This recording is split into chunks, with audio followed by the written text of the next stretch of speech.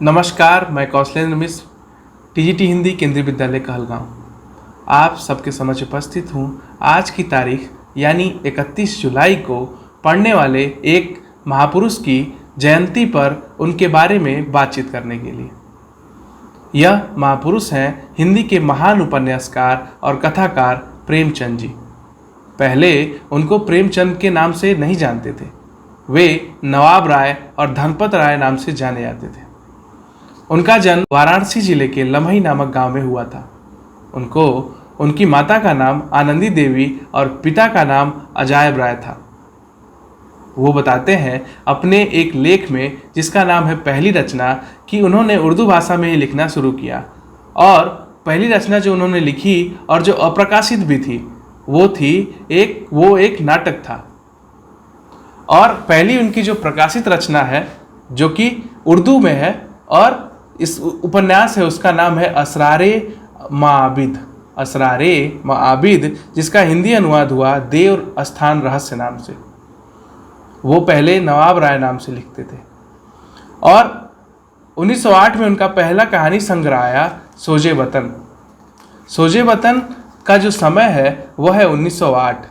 और वो समय किसका था? अंग्रेजों के द्वारा भारत के पराधीनता का समय था। उस समय कुछ भी लिखने की छूट नहीं थी। अंग्रेजी व्यवस्था के खिलाफ, शासन प्रणाली के खिलाफ लिखने पर अंग्रेज सरकार उस लेखक के विरुद्ध सख्त हो जाती थी। और यही हुआ हमारे प्रेमचंद यानी नवाब राय जी के साथ। उन्हें यह आदेश दिया गया कि अब वो नवाब राय उपनाम से न लिखें, तो उन्होंने प्रेमचंद नाम को अपनाया और उन्होंने लिखना शुरू किया। प्रेमचंद ने दिसंबर 1910 में पहली हिंदी कहानी बड़े घर की बेटी लिखी, जो कि जमाना पत्रिका में प्रकाशित हुई। 1915 में प्रसिद्ध हिंदी मासिक पत्रिका सरस्वती में कहानी प्रकाशित हुई, जिसका नाम था सौत। 1918 में इनका पहला उपन्यास आया, जिसका नाम था सेवा सदन। इन्होंने करीब 300 कहानियां लिखी और 1.5 दर्जन उपन्यास लिखे। इन्होंने सन 1921 में असहयोग आंदोलन के दौरान अपनी सरकारी नौकरी, जो कि एक अध्यापन की नौकरी थी, छोड़ दी।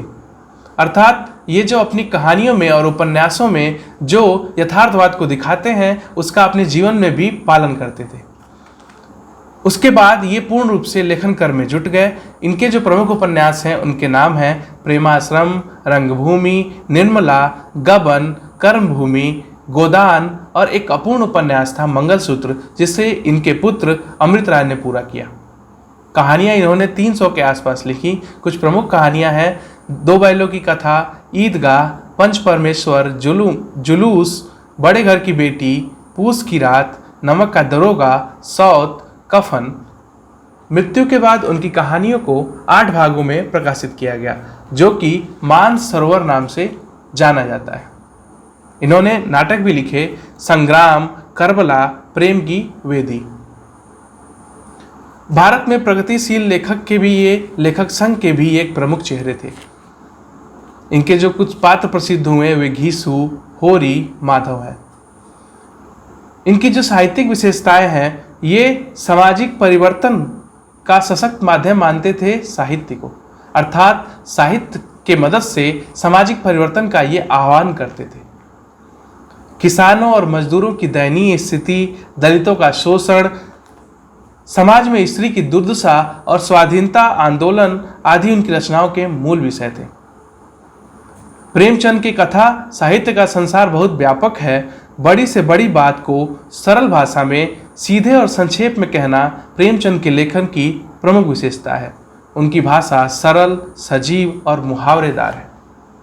वह जिस भाषा में लिखते हैं उस भाषा को हर व्यक्ति, थोड़ा पढ़ा लिखा आदमी भी समझ सकता है। और यही कारण है उनकी कहानियां घर घर सुनाई जाती हैं। दादा द्वारा पोतों को, दादी द्वारा पोतियों को, सभी को, नाना नानी सभी की कहानियों में इनकी कहानियां शामिल हैं। इनकी कहानियां यथार्थवाद की हैं और उनमें हाशिए के समाज का दर्द उभर कर आया है। हाशिया यानी किनारा। इनकी बहुत सारे उपन्यासों पर फिल्में भी बनी और कई कहानियों पर टेलीफिल्म्स, जो कि बहुत ही प्रसिद्ध हुई। तो आज इस हिंदी जगत के महान साहित्यकार को हम नमन करते हैं और उनकी जन्मतिथि की, उनकी जयंती पर्व की आप सबको बहुत सारी शुभकामनाएं देते हैं। बहुत बहुत धन्यवाद।